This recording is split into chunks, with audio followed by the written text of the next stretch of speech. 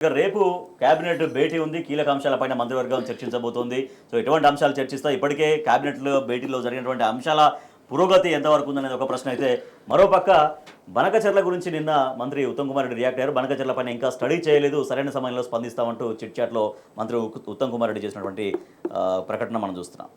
Yes Narasimha Reddy గారు, బనకచెర్ల పైన ఇంకా స్టడీ చేయాలి అనేది ప్రభుత్వం భావిస్తుంది. ఆ మేరకు నిన్న ఉత్తమ్ కుమార్ రెడ్డి వచ్చిన స్టేట్మెంట్. మరోపక్క రేపు రాష్ట్ర కేబినెట్ భేటీ కాబోతోంది. ఈ ఉత్తమ్ కుమార్ రెడ్డి అనే వ్యక్తి ఏంది, అసలు ఏమన్నా చదువుకుండా మిలిటరీలో పని చేసిన అంటాడు. చదువుకుండా ఏలుముద్రగాడా నాకు అర్థం కావట్లేదు. ఇంకా స్టడీ చేసేది ఏంది ఉత్తమ్ కుమార్ రెడ్డి గారు? చంద్రబాబు నాయుడు ఆల్రెడీ కేంద్రానికి పెట్టిండు, అడ్మినిస్ట్రేటివ్ శాంక్షన్ 80,000 కోట్లకు శాంక్షన్ అయింది. అయ్యా మేల్కోండి, నిద్రపోకండి, పరిపాలించండి కొంచెం. అరే 200 టీఎంసీలు గోదావరి నీళ్ళు వాడు దొబ్బుకొని పోతుండే చంద్రబాబు నాయుడు. మీరు ఇంకా మీ స్టడీ చేయలేదు అంటే మీరు ఏం స్టడీ చేస్తారు?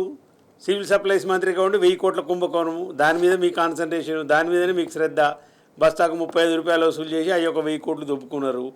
ఇక ఇప్పుడు మిగతా అన్నిటికీ కూడా అక్రమాలు, అవినీతి మయమైపోయిందండి పరిపాలన. బనకచెర్లకు సంబంధించి ఇక్కడ కేసీఆర్ గారు చాలా ముందు చూపుతోని కృష్ణా జలాలలో మహారాష్ట్ర వాళ్ళు, కర్ణాటక వాళ్ళు బ్యారేజీలు కట్టిండ్రు. మనకు గోదావరిలో ఉమ్మడి ఆంధ్రప్రదేశ్లోని 969 టీఎంసీలు మనకు అలొకేటెడ్ వాటర్ ఉంది. అలొకేటెడ్ వాటర్ మనకు 969 టీఎంసీ ఉంది. ఇది మనం వాడుకోవాలి.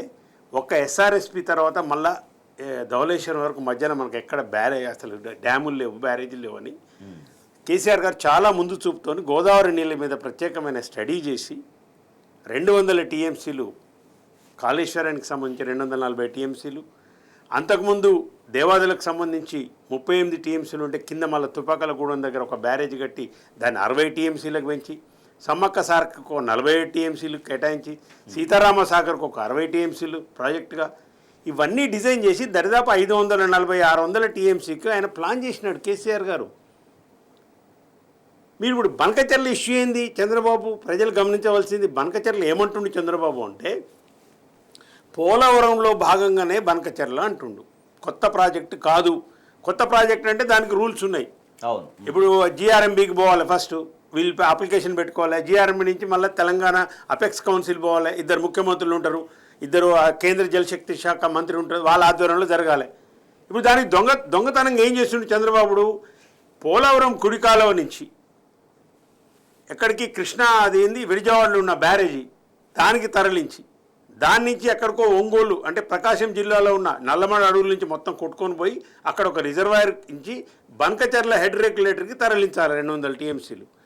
అంటే గోదావరి బేసిన్ నుంచి ఫస్ట్ కృష్ణా బేసిన్ తరలించి ప్రకాశం బ్యారేజ్కి, కృష్ణా బేసిన్ నుంచి పెన్నా బేసిన్కి తరలించాలి. ఇది ఇప్పుడు ఈయన ప్లాన్ 200 టీఎంసీకి. అలొకేటెడ్ వాటర్ని దొబ్బుకోబోతుంటే కూడా మీరు ఇంకా నిద్ర లేకుంటే దేనికే మీరు మంత్రులుగా ఉండి ముఖ్యమంత్రి రాజీనామా చేయండి. మీ అసమర్థ ముఖ్యమంత్రి, అసమర్థ మంత్రి అంటే ఉత్తమ్ కుమార్ రెడ్డి. నేను ఇంకా స్టడీ చేయకపోవడం ఏందండి? అవతల వాడు తీసుకుపోయి చంద్రబాబు నాయుడు మొత్తం 80,000 కోట్ల రూపాయలు మీకు అడ్మినిస్ట్రేటివ్ శాంక్షన్ తీసుకుంటుండే కేంద్రంలో. మీకు ఇంకా మీరు నిద్ర లేవలేదు, మీరు స్టడీ చేయలేదు. ఎప్పుడు స్టడీ చేస్తావు మరి ఉత్తమ్ కుమార్ రెడ్డి? కఠినంగా స్టడీ చేస్తావా? 200 టీఎంసీ అర్థం కాకపోవడానికి ఏం లేదు.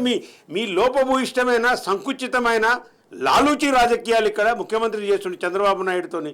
ఆయన గురువు కాబట్టి ఆయన మీద ఉన్న కేసులు ఇప్పుడు అక్కడ ఏంది, అది నేషనల్ హెరాల్డ్ కేసులో ఆయన ఛార్జ్షీట్లో ఈయన పేరు వచ్చింది, రేవంత్ రెడ్డి పేరు. దాన్ని తొలగించుకోవాలి. దాన్ని తొలగించుకోవాలంటే ఎవరు? ఈయనకు మోడీ దగ్గరికి పోవాలి. మోడీ దగ్గర పోవాలంటే ఒకరు కావాలి. దానికి చంద్రబాబు నాయుడు అంటే మోడీ త్రో చంద్రబాబు నాయుడు కాళ్ళ ఎలా పడాలి, మన పోయి కాళ్ళ మీద పడ్డాడు. అందరు చూసిండ్రు అది ఆ నీతి ఆయోగ్ మీటింగ్లో. పోను అని నీతి ఆయోగ్ ఎందుకు పోయిండు? ఏముంది నీతి ఆయోగ్లో అంటే మీరు ఇల్లేదు. అక్కడ పోయి మాట్లాడిండా? పోనీ అక్కడ బనకచెర్ల మాట్లాడినరా? నీతి ఆయోగ్లో మాట్లాడవచ్చు కదండి. ఇప్పుడు ముఖ్యమంత్రి పోయినోడు నీతి ఆయోగ్లో బనకచెర్ల గురించి మాట్లాడిండా? అంటే నీళ్లు, నిధులు, నియామకాల గురించి నీళ్ళల్లనే పుట్టింది తెలంగాణ ఉద్యమం. యాక్చువల్గా నీళ్ళల్లనే అగ్గి రాజింది నీళ్ళ కోసం. ఆ నీళ్లను దొబ్బుకొని పోతుంటే మీరు ఏం చేస్తున్నారు ఉత్తమ్ కుమార్ రెడ్డి గారు? 200 టీఎంసీ గోదావరి నీళ్ళు ఇవ్వాలి. ఒక్కసారి కనుక అక్కడ కడితే నువ్వు ఏ కోర్టుకు పోయినా ఏ చేసినా కానీ కట్టిన దాని మీద వాళ్ళు ఏం మాట్లాడరు, మళ్ళీ నేషనల్ వేస్ట్ అంటారు. కాబట్టి నేను హరీష్ రావు గారు చెప్పింది వాస్తవం. మీరు ఆపకపోయినా మేము బీఆర్ఎస్ పార్టీ నుంచి పోయి సుప్రీంకోర్టుకు పోయినా ముందుగానే దీని మీద కొట్లాడతాం ఖచ్చితంగా అని చెప్పినారు మా పార్టీ. నాయకులు ఓకే. ఖచ్చితంగా కొట్లాడుతాం దీని మీద. శ్రీధర్ గారు, ప్రభుత్వంగా రాష్ట్ర ప్రయోజనాలని కాపాడాల్సిన బాధ్యత ఉంటుంది. కానీ అక్రమంగా ఏపీ తరలించకపోయే కుతంత్రాన్ని కళ్ళ ముందే చాలా స్పష్టంగా కనపడుతున్నా కూడా అటువంటి ప్రమాదం నిజంగా ఉన్నా కూడా ముందే గమనించాలి. అట్లా కాకుండా ఆల్రెడీ మొత్తం ప్రొసీజర్ కంప్లీట్ అవుతున్నా కూడా ఇంకా స్టడీ చేయలేదు, ఇంకా దాని గురించి పూర్తిగా తెలుసుకుంటామనే ధోరణిలో ప్రభుత్వం మంత్రి మాట్లాడడం అనేది ఎంత బాధ్యత రాహిత్యంగా కనపడుతుంది. ఇందాక నరసింహారెడ్డి గారు చెప్పినట్టుగా బనకచెర్ల ప్రక్రియ వేగంగా కొనసాగుతోంది. మన ముఖ్యమంత్రి గారేమో ఆయన వ్యక్తిగత వ్యవహారాలకు, పార్టీ ప్రయోజనాల కోసం, పదవుల కోసం, వాటి కోసం ఢిల్లీ యాత్రలు చేస్తుంటే మీరు గమనించండి, చంద్రబాబు నాయుడు గారు కాలికి బలపం కట్టుకొని తిరుగుతున్నాడు బనకచెర్ల విషయం. ఇక్కడ వీళ్ళంతా కెమిన్ ఆస్తేనే కూర్చున్నారంతా. ఆ స్టేట్మెంట్ చూస్తూనే ఉన్నా, ఇంకా స్టడీ చేయలేదని చెప్పేసి. ఒకసారి కనుక బనకచెర్ల పూర్తయిపోయి ప్రాజెక్టు పూర్తిగా నిర్మాణం అయిన తర్వాత ఇక దాన్ని ఎవ్వరూ ఏం చేయలేరు.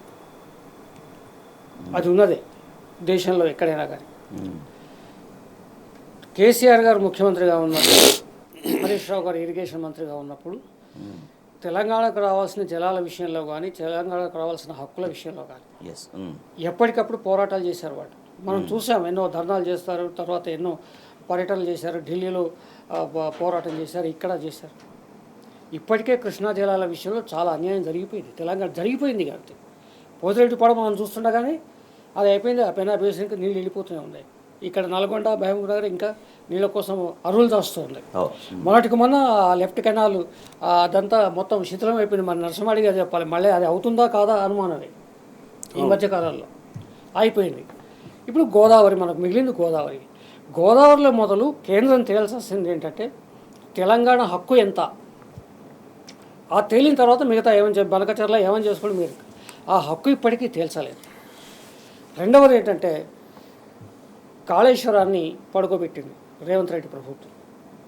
ఏదో వచ్చిన చిన్న రిపేర్లు ఎలాంటి ముందుకు వచ్చింది చేయడానికి సాధ్యమని చెప్పినప్పటికీ కూడా దాన్ని బూచిగా చూపించేసి కాళేశ్వరాన్ని పడుకోబెట్టి మళ్ళా గోదావరి జిల్లాలో యథేచ్ఛగా ఆంధ్రాకు పోయేట్టు అదొక ఏర్పాటు చేశారు.